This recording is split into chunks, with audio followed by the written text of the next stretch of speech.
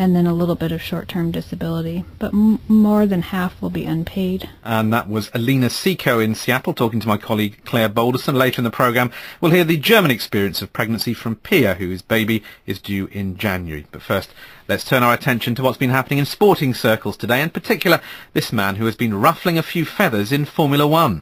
I think it was a pity that the FIA bottled at the last minute and actually let teams, like Ferrari, go and spend 300-400 million in the next 2 years.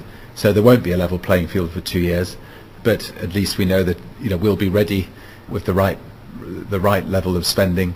We'll prove to other teams that it can be done, so that in 2 years' time, when it is introduced, nobody will be able to turn around and say it's impossible. I'm sure you all recognise that was Richard Branson. Now Chris Whyatt joins us to explain why the British entrepreneur is casting judgment on the most expensive sport in the world. Thanks, Jamie. Yes, Sir Richard Branson has eyed another business opportunity and launched a new Formula One team today under his ubiquitous Virgin brand. As is his way with these things, he's not done it quietly. A new team for a new era is how he describes them.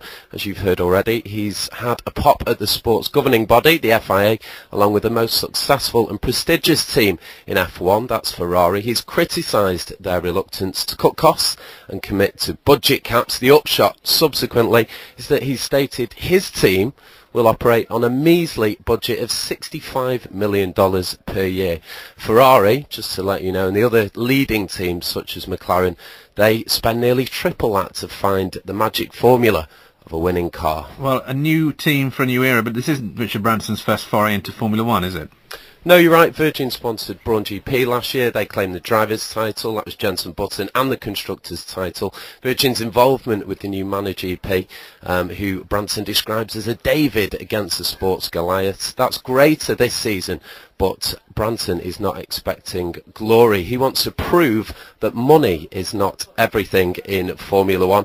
They aim to do well, he says, with a cocktail of engineering prowess, a great affinity with the public, and great drivers. That's the rookie Lucas Di Grassi and Timo Glock, by the way. No doubt there'll be creative publicity stunts galore along the way too. And it's not just Richard Branson and Virgin that are the talk of Formula One right now. No, it's looking increasingly likely that the seven-time world champion and absolute legend of the sport, Michael Schumacher, will come out of retirement to drive for the new Mercedes team. How about that for two great German car names joining forces? OK, Chris Whyatt, thanks for that update of all the latest sporting news from Europe.